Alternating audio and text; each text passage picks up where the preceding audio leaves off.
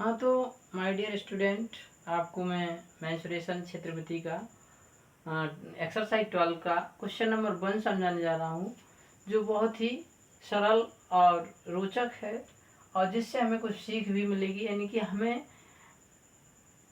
चलना चाहिए सवाल को पढ़ते ही कि इसमें क्या दिया गया है और क्या क्या। जैसे कि इसमें विलन का वक्रपृष्ठ है, तो वक्रपृष्ठ का मुझे फॉर्मूला याद होना चाहिए। वक्रपृष्ठ क्या होता है, और ऊंचाई दी गई है तो ऊंचाई का संकेत h होता है, और वक्रपृष्ठ क्या होता है 2πr/h। तो इस प्रकार जब मुझे वक्रपृष्ठ 2πr/h दिया गया है और ऊंचाई h दी गई है, तो अब मुझे त्रिज्या r निकालना है, तो हम वक्रपृष्ठ का फॉर्मूला रख देंगे इसमें। तो इस प्रकार सवाल का मैंने बताया कि वर्ड चलना चाहिए, और किसी भी सवाल को सरल होने के तरीके से आप ये मत सोचें कि हम इसको नहीं लगा। जरूर जब आप उसको हल करेंगे तो आपको ये एग्जाम में बड़ा ही जल्दी आएगा, और छोटे छोटे ही सवालों से बड़े सवाल मिलकर बनते हैं और सॉल्व होते हैं। तो इसी प्रकार हम छोटी छोटी गणना को इग्नोर मत करें, इसको भी सही ढंग से किया करें। तो यहाँ पे देखते हैं, तो विलन का वक्रपृष्ठ क्या होता है। विलन का वक्रपृष्ठ, विलन का वक्रपृष्ठ होता है 2πr/h। तो अब मुझे 2πr/h विलन का जो वक्रपृष्ठ दिया गया है वो कितना दिया गया है, इतने वर्ग सेमी।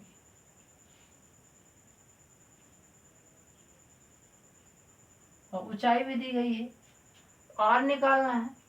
तो ठीक है, तो हम इस प्रकार इसको यहाँ पर रखेंगे 2πr/h इक्वल टू इतने इंटू इतने, क्योंकि ये हमारी 2πr हो गई। सॉरी, यहाँ पे ये तो पूरा वक्रपृष्ठ दिया गया है, तो कहने का तात्पर्य ये पूरा वक्रपृष्ठ दिया गया है।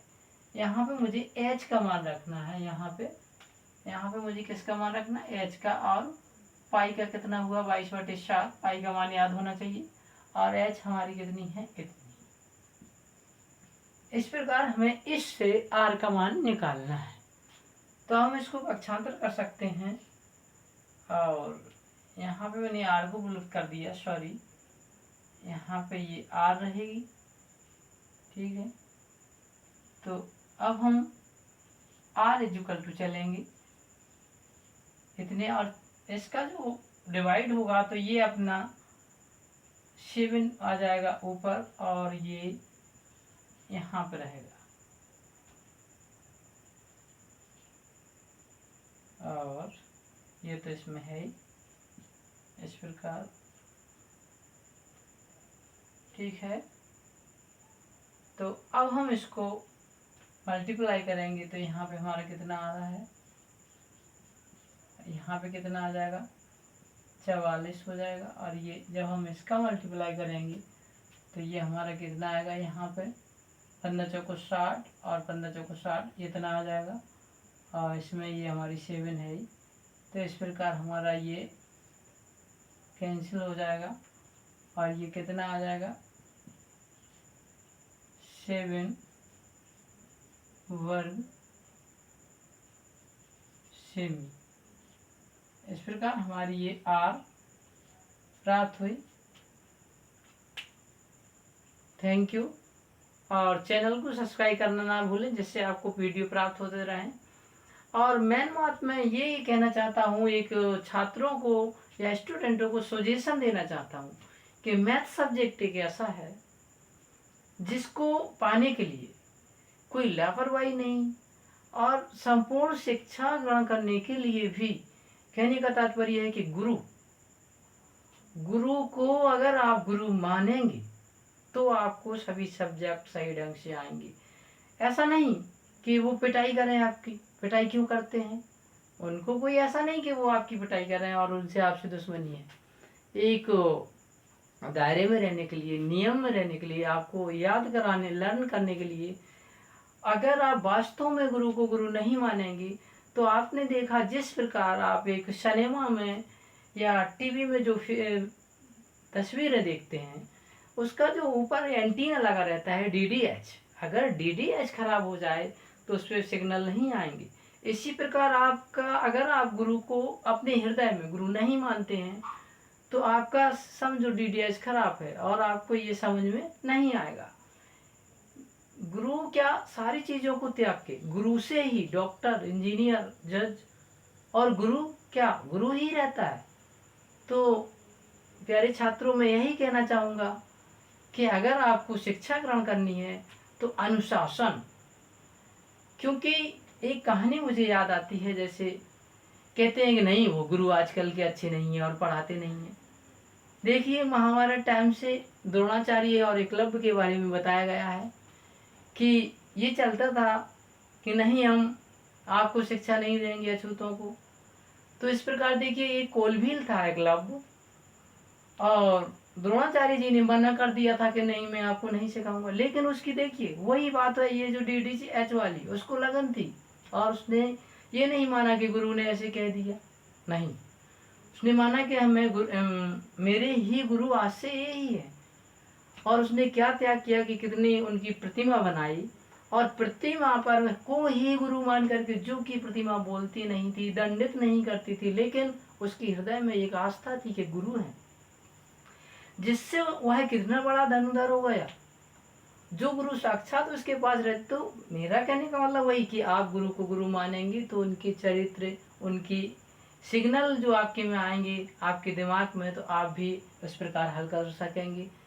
तो अब एकलव्य ने किस प्रकार शिक्षा ग्रहण की थी। तो अगर छात्र ये कहता है कि गुरु नहीं पढ़ाते, मैं नहीं मानता हूँ, उसका गार्जियंस कहते हैं कि अध्यापक नहीं पढ़ाते, मैं नहीं मानता इस बात को। मैं सिर्फ इस बात को मानता हूँ कि जो मेधावी छात्र होते हैं उनकी हृदय में एक आग की तरह होती है, उन्हें कुछ कर गुजरने की होती है, तो वो करके ही दिखाते हैं।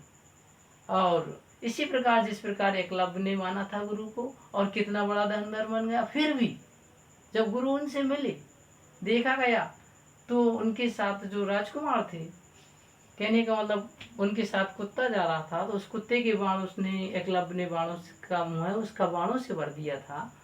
तब वो लौट करके वापस आया तो गुरु को लगा, गुरु क्या उनके राजकुमारों को लगा, नहीं गुरु जी आपने हमारे साथ छल कपट किया और किसी और को विद्या सिखाई। तो गुरु जी बोले नहीं चल देखते हैं। जब देखा गया तो एकलव्य निकले, तब भी उसके साथ ये हुआ था क्या कि ये दाने हाथ से चलाता है तो उसका दाने हाथ का अंगूठा कटवा लिया जाए। तो गुरु ने फिर भी कृपणता से उसका दाना हाथ का अंगूठा मांग लिया था, लेकिन उसकी हृदयता देखिए कि उसने दाने हाथ का अंगूठा भी दान कर दिया था। फिर भी वो निपुण रहा, और आज भी कहा बताते हैं कि आदिवासी लोग अपने दाने अंगूठा उपयोग में नहीं लेते हैं। तो हम ये नहीं कहते हैं कि आप लोग ऐसा भी, लेकिन मेरा कहने का तात्पर्य है कि आप अनुशासन में रहें और गुरु को गुरु माने, लापरवाही नहीं। अगर आपको शिक्षा ग्रहण करनी है तो वास्तव में गुरु को गुरु, विद्यालय को विद्यालय, हर हिसाब को अनुशासन में रखेंगे तो आप आगे बढ़ेंगे और मेधावी छात्रों में गिने जाएंगे। और आपको गुरु सभी समीप तभी रखेंगे जब आपके संस्कार आचरण, सबसे बड़ा संस्कार है ईमानदारी। कोई वस्तु बिगर पूछे छूना नहीं है। विद्यालय की वस्तु का हानि है, अपनी हानि है। कहीं भी कोई सरकारी वस्तु, कहने का तात्पर्य जब वो ये संस्कारों में रहेगा और ईमानदारी में रहेगा तो वो जरूर ही अच्छे अंकों से और अच्छे आगे अंक लाएगा और जरूर ही डॉक्टर, इंजीनियर या जज की उपमा पर जा सकता है।